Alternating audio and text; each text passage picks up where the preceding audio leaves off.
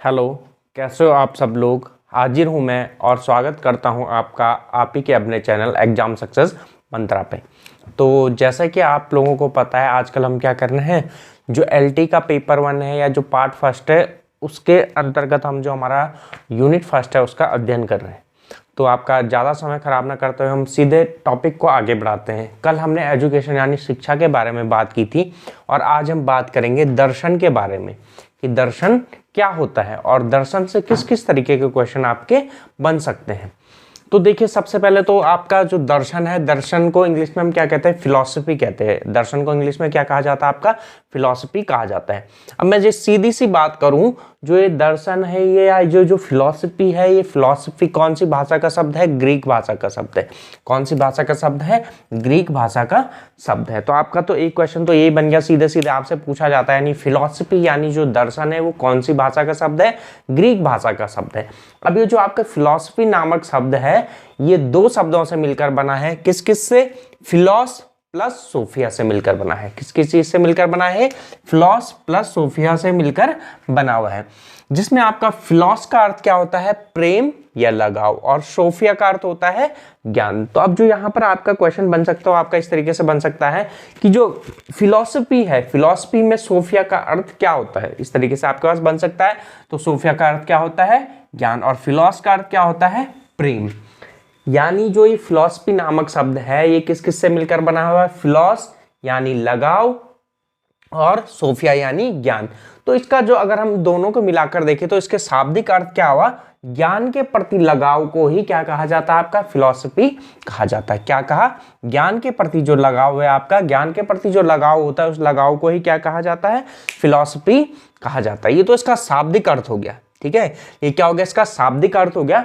लेकिन अगर हम एक्चुअल में फिलॉसफी का अर्थ देखें तो फिलॉसफी का अर्थ केवल ज्ञान के प्रति लगाव नहीं होता है, बल्कि इसके अंतर्गत वह चीजें आती हैं, ठीक है, जो व्यक्ति क्या करता है, ज्ञान को निरंतर समझने की कोशिश करता है, ठीक है, वो क्या कहलाता है, फिलॉसफर कहलाता है। अब देखिए, फिलॉसफर वो व्यक्ति होता है जो हमेशा असंतुष्ट रहता है। असंतुष्ट रहने का अर्थ ये हुआ कि वो हमेशा नई नई चीजों को जानने की कोशिश करता है और जानने के बाद भी वो ये समझता है कि वह अभी भी कुछ नहीं जान पाया है। इस प्रकार के व्यक्ति जो ज्ञान के प्रति निरंतरता रखता है वो क्या कहलाता है, फिलोसोफर कहला जाता है। और जो ज्ञान के प्रति लगाव होता है, ज्ञान के प्रति लगाव को ही हम क्या कहते हैं, फिलॉसफी कहते हैं। तो ये आपकी समझ में आ गया होगा। देखिए, अगर हम बात करें तो हिंदी में फिलॉसफी को क्या बोला जाता है, दर्शन बोला जाता है। हिंदी में क्या बोला जाता है, उसको फिलॉसफी को दर्शन बोला जाता है। अब जो दर्शन है, दर्शन दो शब्दों से मिलकर बना है, दृश्य अर्थात देखना, ना मतलब नहीं। अब ये क्या हुआ भाई, देखना नहीं, अर्थात ऐसा ज्ञान जो साधारण आंखों से ना दिखाई दे उसको क्या बोला जाता है, दर्शन बोला जाता है। क्या कहा, जो ज्ञान साधारण आंखों से ना दिखाई दे इस प्रकार के ज्ञान को क्या बोला जाता है, दर्शन बोला जाता है। अगर मैं आपको उदाहरण दूं, है ना, जैसा आप सबको पता है कि जो सूर्य है, सूर्य से क्या मिलती है, हमें गर्मी मिलती है ना। अब जब तक हमें पता नहीं था या जो हमारे पूर्वज थे उन्हें पता नहीं था तो उन्हें क्या लगता था कि हाँ क्या पता वहां आग जल रही हो, क्योंकि उन्हें तो पता नहीं था कि जो सन है, सन में क्या होती है, न्यूक्लियर रिएक्शंस होती है ना। तो उस समय तक उनको साधारण रूप से क्या दिखाई दे रहा था, हाँ भाई वहां से प्रकाश आ रहा है या ऊष्मा आ रही है, तो क्या पता वहां आग जल रही हो, क्योंकि जो हमारे पूर्वज थे उन्हें यही पता था कि क्या होता है कि आग द्वारा हमें ऊष्मा मिलती है। ठीक है, ये हो सकता है, ठीक है। तो उनका मतलब उन्होंने ऐसा अनुमान लगाया होगा। दूसरा क्या है, जैसा हमने कहा भाई हमारा शरीर कोशिकाओं से मिलकर बना है, ठीक है, ये तो अभी हमें पता है हमारा शरीर किससे मिलकर बना है, कोशिकाओं से मिलकर बना है। लेकिन आप जो साधारण व्यक्ति होगा, पहले होगा, तो ये कोशिकाओं का निर्माण किस चीज से हुआ है हमें नहीं पता। हमने तो कहा कोशिका से मिलकर बना है, लेकिन कोशिका का निर्माण भी तो किसी चीज से हुआ होगा। तो ये हमें साधारण चीजों से, आंखों से नहीं दिखाई दे रहा है। इसको जानने के लिए हमें विशेष प्रकार के यंत्रों या विशेष प्रकार की ज्ञान की आवश्यकता होती है। तो उसे हम क्या बोलते हैं, दर्शन देखते हैं और दर्शन कहते हैं। और हिंदी में दर्शन का अर्थ क्या हो गया, वह ज्ञान जो हमें साधारण आंखों से ना दिखाई दे, जिसको जानने समझने के लिए हमें विशेष प्रयत्न करना पड़े, वही क्या होता है, आपका दर्शन होता है। अब देखिए, अब ये आपकी समझ में आ गया है ना। जैसे मैं बात करूं ईश्वर की, है ना, तो ईश्वर भी क्या आता है, दर्शन के अंतर्गत आता है। किसके अंतर्गत आते हैं, किसके अंतर्गत आते हैं ईश्वर, दर्शन के अंतर्गत आते हैं। आत्मा, क्या आत्मा किसी ने देखी है, नहीं देखी है। तो अगर हमें आत्मा को जानना या समझना है जो साधारण आंखों से नहीं दिखाई दे रहा, तो उसके लिए हम अमूर्त चिंतन करना पड़ेगा। ठीक है, तो उसी को हम क्या कहते हैं, दर्शन कहते हैं। अब देखिए विशिष्ट अर्थ में दर्शन वह अमूर्त चिंतन है जिसके द्वारा आत्मा, ईश्वर, प्रकृति तथा संपूर्ण जीवन के रहस्य का उद्घाटन किया जाता है। ठीक है, विशिष्ट अर्थ में क्या बताया, अमूर्त चिंतन है। देखिए जैसे हम आत्मा हमने देखी नहीं, तो हमें सोचना पड़ेगा भाई आत्मा इस तरीके से हो सकती है, ये चीजें हो सकती है। ईश्वर है, ईश्वर को किसी ने साक्षात देखा नहीं है ना, तो हम एज्यूम करते हैं भाई संसार है, संसार में ग्रह बनाए। ठीक है, ग्रह किसने बनाए, कोई कहता है कि भाई किससे मिलकर बने हैं, ठीक है, उल्कापिंड से मिलकर बने हैं। अलग अलग थ्योरीज है ग्रहों के बनने की। लेकिन अगर आपसे लास्ट में कोई पूछे कि भाई वो उल्कापिंड या जिन भी चीजों से या धूल कणों से ग्रहों का निर्माण हुआ है, उन धूल कणों की रचना किसने की, अल्टीमेटली इंसान क्या कहता है भाई ईश्वर ने की है ना। जिस धर्म के भी आप हो उन ईश्वर ने की है। ठीक है, तो जो फिलॉसफी के अंतर्गत जो हम मेनली देखते हैं वो आत्मा का चिंतन देखा जाता है, ईश्वर के बारे में चिंतन देखा जाता है, तथा जो प्रकृति है, हमारी प्रकृति किस प्रकार संचालित हो रही है, इस प्रकार के जो ज्ञानों का अध्ययन है, यानी जिनको आप आंखों से नहीं देख सकते, जिसके लिए आपको हायर ऑर्डर की थिंकिंग चाहिए, है ना, वो सब किसके अंतर्गत आता है, आपका फिलॉसफी के अंतर्गत आता है। यानी अगर हम शॉर्ट में कहें तो सत्य की खोज करना ही क्या होता है, आपका दर्शन कहलाता है। तो वो आपसे ये पूछ सकता है कि दर्शन के अंतर्गत मुख्यतः किस प्रकार का चिंतन आता है, ये आपका क्वेश्चन बन सकता है। तो मुख्यतः दर्शन के अंतर्गत आपका किस प्रकार का चिंतन आता है, अमूर्त चिंतन आता है, जिसको हम देख नहीं सकते। या ईश्वर जो फिलॉसफी है, फिलॉसफी के अंतर्गत किस किस चीजों का अध्ययन किया जाता है, तो किस किस चीजों का अध्ययन किया जाता है, आत्मा का अध्ययन किया जाता है, ईश्वर का अध्ययन किया जाता है, प्रकृति तथा मानव जीवन के रहस्यों का अध्ययन किया जाता है। आपका एक क्वेश्चन ये भी बन सकता है। तो ये तो हमने फिलॉसफी की परिभाषा देख ली, सामान्य अर्थ में देख ली, विशिष्ट अर्थ में देख ली। अब हम बात करते हैं दोस्तों कि फिलॉसफी के बारे में विभिन्न जो हमारे विद्वान हैं उन्होंने क्या क्या बातें कही हैं और किस किस विद्वान के अनुसार क्या क्या फिलॉसफी होती है। अब देखिए पहले आते हैं हमारे पास प्लूटो ने क्या कहा, ठीक है, जो व्यक्ति नई नई बातों को जानने में रुचि रखता है और कभी संतुष्ट नहीं होता है वो क्या कहलाता है, फिलोसोफर कहा जाता है।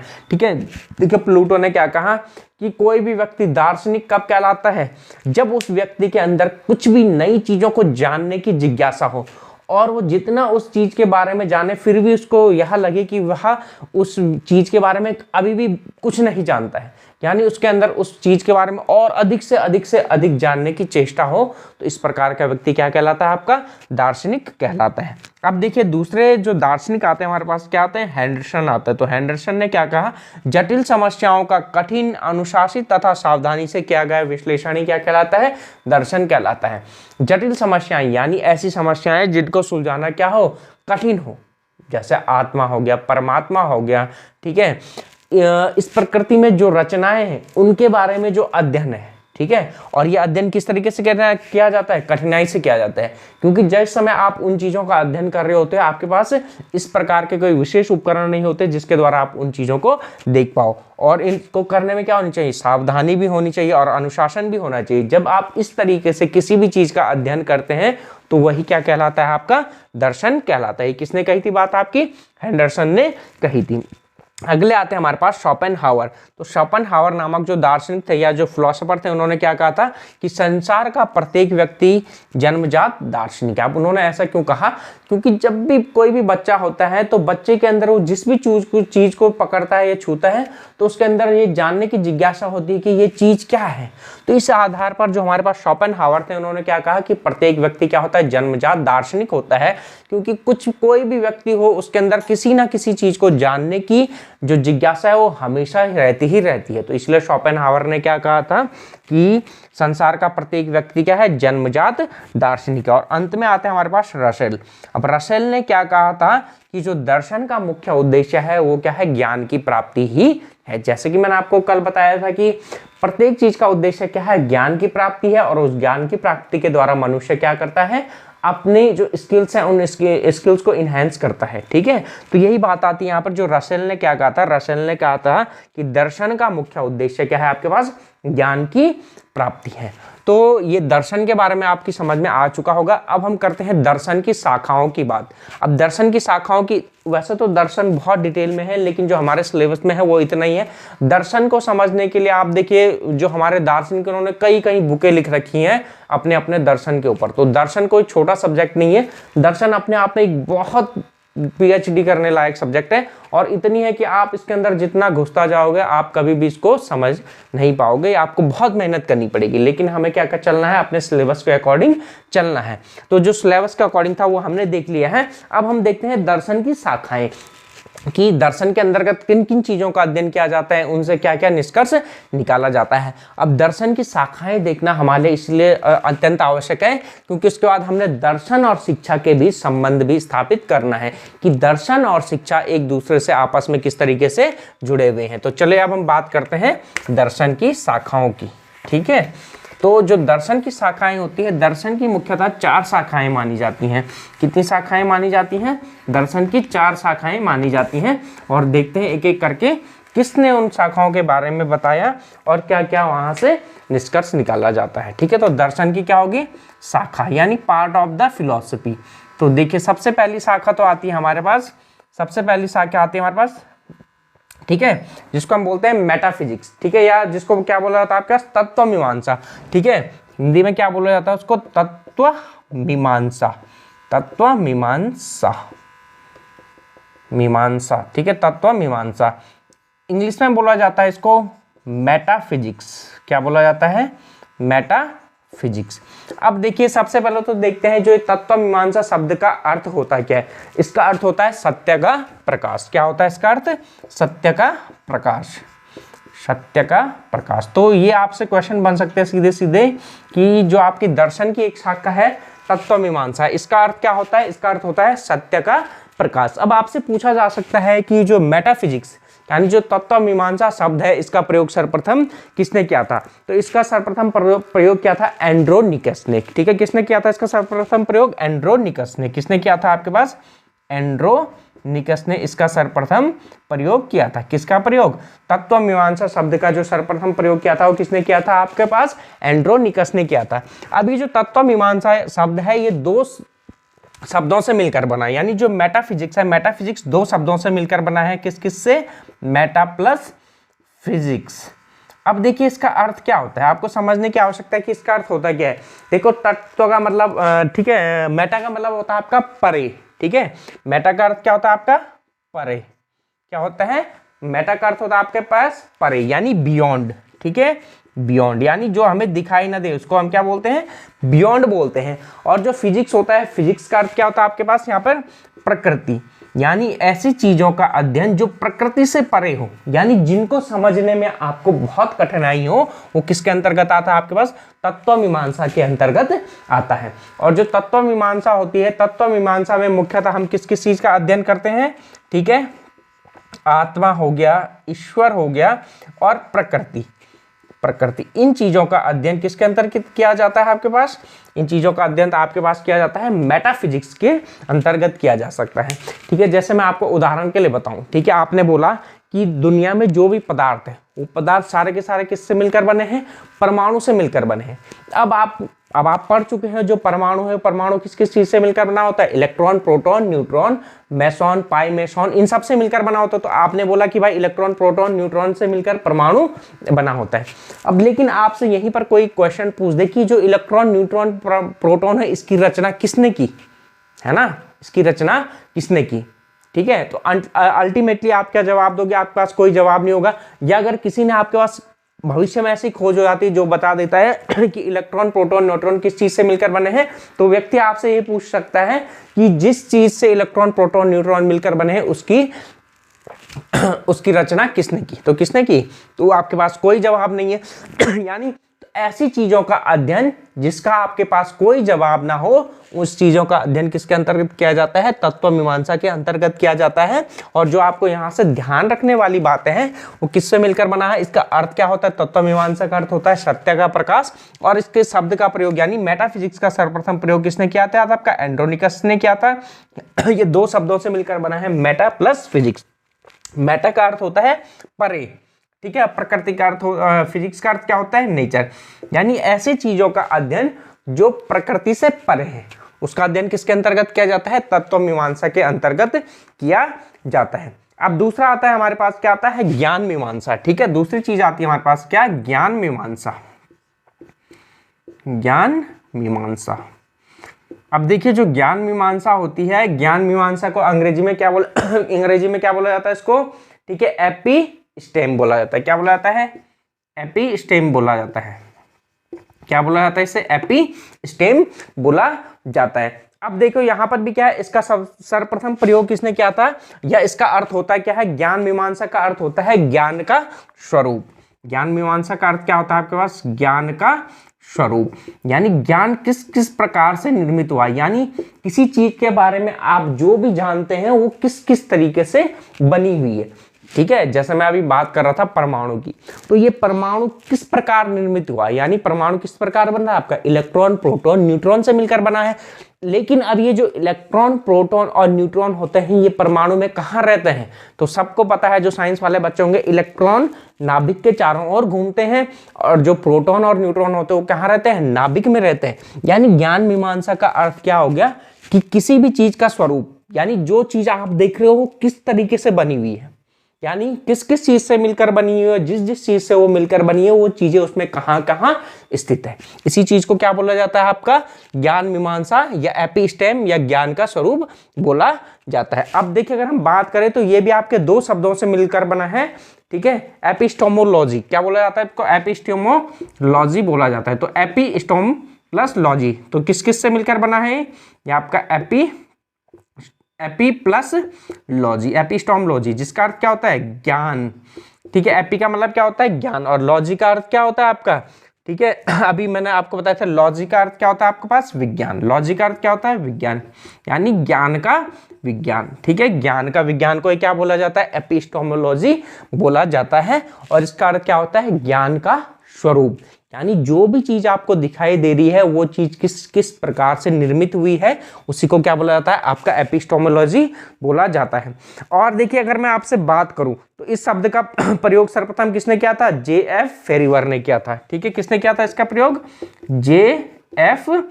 फेरीवर ने किया था। इस शब्द का प्रयोग सर्वप्रथम किसने किया था, जे.एफ. फेरीवर ने किया था।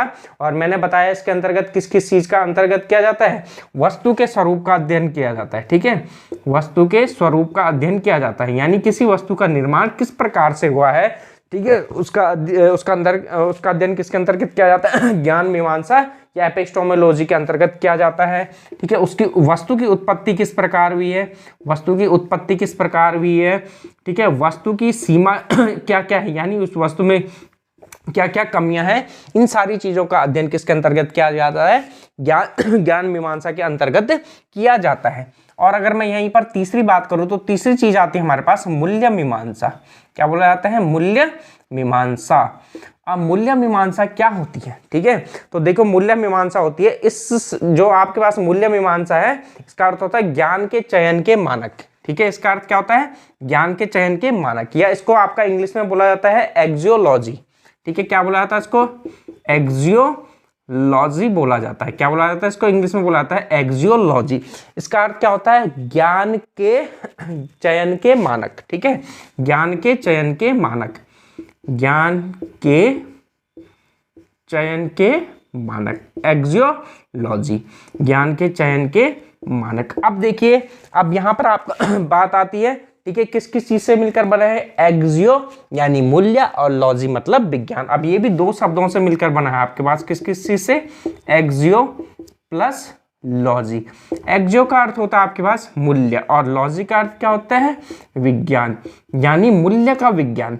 अब आपके पास ये मूल्य वो नहीं है कि आप एक पेन लेने गए, बोला 5 रुपए का, 2 पेन लेने गए 10 रुपए का। यहाँ पर मूल्य का अर्थ ये चीज नहीं है। ठीक है, यहाँ पर मूल्य का अर्थ क्या है, नैतिकता से, एक किस्म से यहाँ पर मूल्य का अर्थ क्या है, नैतिकता से लिया जाता है।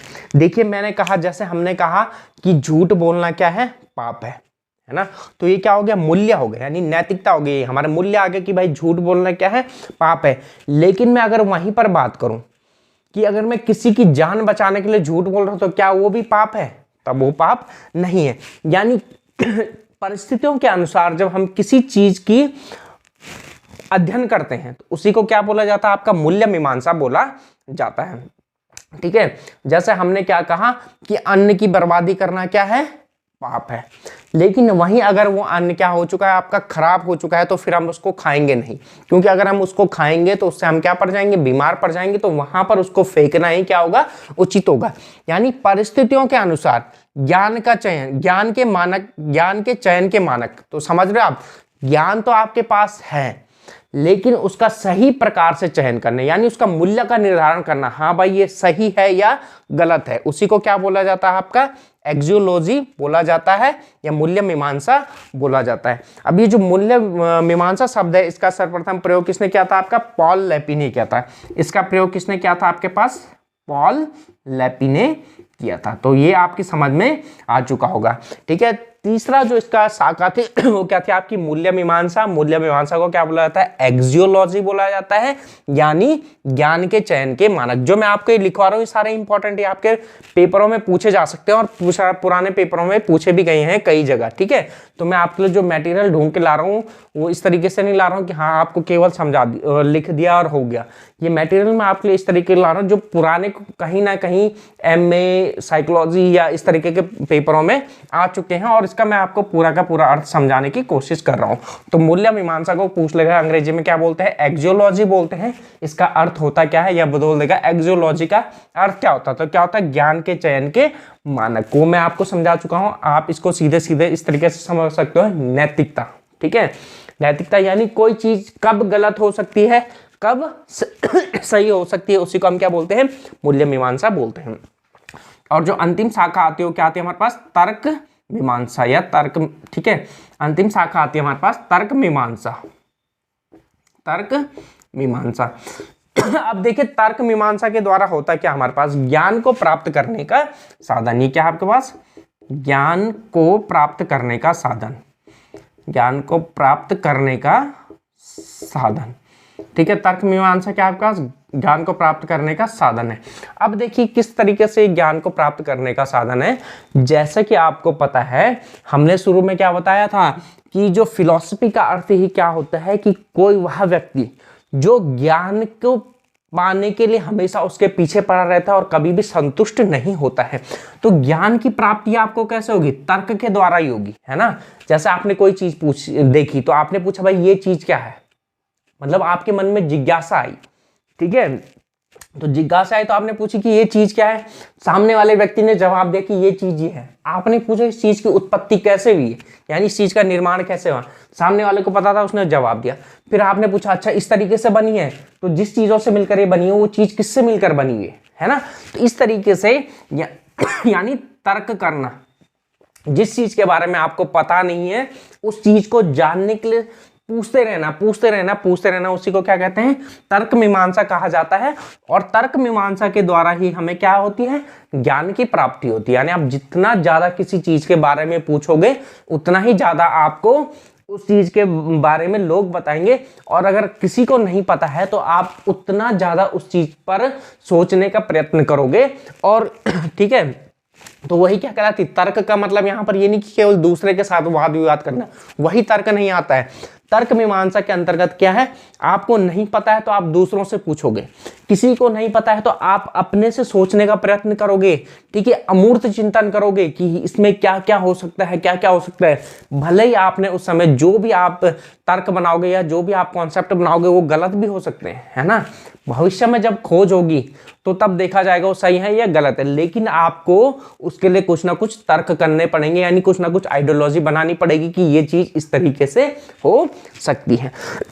तो दोस्तों ये क्या थे हमारे चारों किस चीज की शाखाएं थी, हमारे फिलॉसफी की शाखाएं थी। किसका अर्थ क्या होता है आपको एक तो ये याद रखना है यहाँ से। ठीक है, किसने इसको सर्वप्रथम बताया और इसके अंतर्गत किस किस चीज का अध्ययन किया जाता है। जैसे मैंने बताया आपको तत्व मीमांसा, तत्व मीमांसा का अर्थ क्या होता है, सत्य का प्रकाश। और जो मेटा, इसको इंग्लिश में बोला जाता है मेटाफिजिक्स, यानी तत्व मीमांसा शब्द का सर्वप्रथम प्रयोग किसने किया था, एंड्रोनिकस ने किया था, जिसका अर्थ क्या होता है, प्रकृति से परे। यानी जिन चीजों का अध्ययन हम प्रकृति में नहीं कर सकते हैं उसका अध्ययन किसके अंतर्गत किया जाता है, तत्व मीमांसा। और मैंने बताया इसके मुख्यतः इसके अंतर्गत तीन चीजों का अध्ययन किया जाता है, आत्मा, ईश्वर और प्रकृति। अगला मैंने बताया आपको ज्ञान मीमांसा यानी ज्ञान का स्वरूप, ठीक है। और इस शब्द का सर्वप्रथम प्रयोग किसने किया था? J.F. फेरीवर ने किया था। यानी इसके अंतर्गत हम किसी चीज की उत्पत्ति किस तरीके से हुई, वो किस किस चीज से मिलकर बनी है, उसका स्वरूप, इन सब चीजों को जानने की किस चीज के अंतर्गत जाता है? ज्ञान मीमांसा।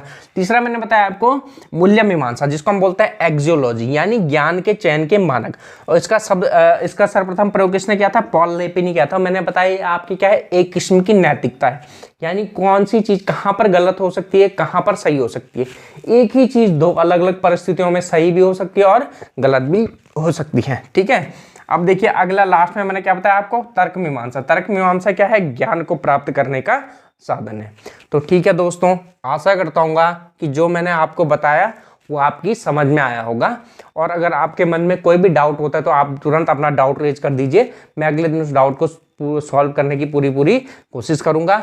तो आज हमने दर्शन के बारे में जान लिया है। वैसे मैं आपको बता चुका हूँ दर्शन क्या बहुत ही एक वास्ट वो है, ठीक है, जिसका कोई अंत नहीं है। लेकिन हमें क्या चलना है? हमारा जो एलटी का सिलेबस दिया उसके अकॉर्डिंग चलना है। तो आज हमने दर्शन के बारे में अध्ययन कर लिया, दर्शन क्या होता है। हमारे जो कुछ फिलोसोफर थे उन्होंने दर्शन के बारे में क्या बताया है, और दर्शन की शाखाएं क्या क्या होती है, और यहाँ से क्या क्या क्वेश्चन बन सकते हैं। तो ठीक है दोस्तों, कल हम देखेंगे, ठीक है, relation between education and philosophy यानी शिक्षा और दर्शन के बीच संबंध। अब संबंध किस तरीके से देखेंगे? जो मैंने आपको 4 शाखाएं बताई हैं, ये 4 शाखाएं आपकी शिक्षा से किस तरीके से जुड़ी हुई हैं। तो ठीक है, आशा करता हूँ कि आपकी समझ में आया होगा। इसी तरीके से आप स्वस्थ रहिए, मस्त रहिए, पढ़ते रहिए और हमारे चैनल एग्जाम सक्सेस मंत्रा से जुड़े रहिए।